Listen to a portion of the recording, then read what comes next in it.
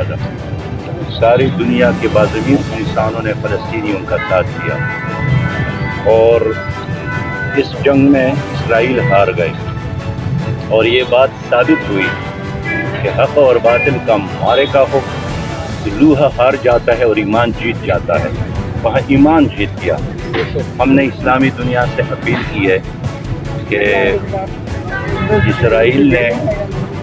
10 دنوں کے حملوں میں غزہ کو تباہ کیا ہے، اس کو آباد کرنے اور اس کے تعمیر نو کے لیے، ریکنسٹرکشن کے لیے ایک فنڈ قائم کیا جائے امت مسلمہ کی سطح پر۔ اور یہ شرم کی بات ہے کہ ہمارے مسلمانوں کے اسکولوں اور کالجز کے لیے امریکہ پیسے دے اور مسلمان ممالک خاموش رہے۔ جس طرح ہم نے مطالبہ کیا ہے